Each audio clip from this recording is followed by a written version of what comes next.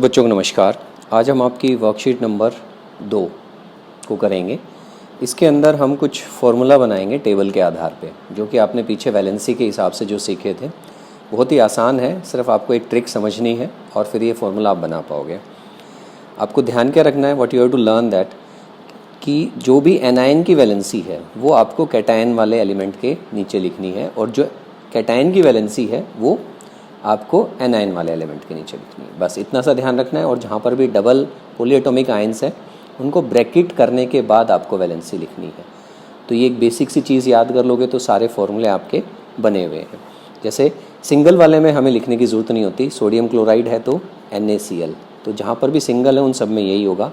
Double आते ही हमें क्या करना पड़ेगा, उसको वैलेंसी को 2 लिखना पड़ेगा। तो ये डबल वालों में सब में Cl2 लग जाएगा, ट्रिपल वालों में 3 लग जाएगा।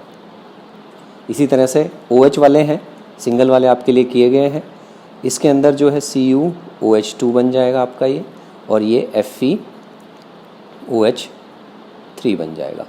इसी तरह सिंगल वाले हैं, ये डायरेक्ट हो जाएंगे आपके।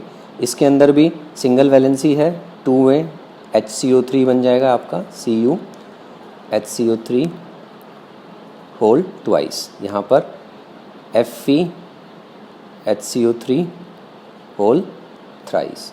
ठीक है, तो ये ध्यान में रखना है। नाइट्रेट में भी ऐसे ही होगा। यहाँ पर क्योंकि एनायन की भी वैलेंसी 2 आ गई है, -2, यहाँ पर भी -2, यहाँ -3, तो ये अभी हमें कैटायन के ऊपर भी लिखनी है। तो देख रहे हैं आप, जैसे सोडियम के 2 लग गया, इसी तरह पोटेशियम के भी 2 लग जाएगा, कॉपर के भी 2 लग जाएगा। तो इस तरह से आपको Na2SO4, K2SO4, Cu2SO4, Hg2SO4, इस तरह से इसको कंप्लीट करना है।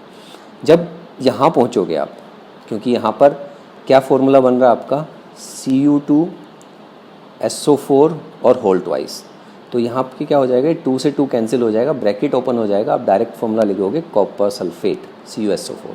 तो इन सब के अंदर जहाँ पर भी 2 है, इन सब में डायरेक्ट फॉर्मूला बन जाएगा, CuSO4, HgSO4, MgSO4, CSO4 और Fe। जहाँ पर 3 है वहाँ पे फिर आपको वही लिखना है, तो Fe2SO4 होल थ्राइस आ जाएगा।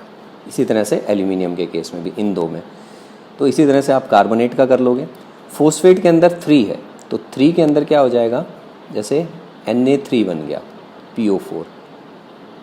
इसी तरह से हमारी सारी बन जाएंगी, K3PO4, Cu3PO4।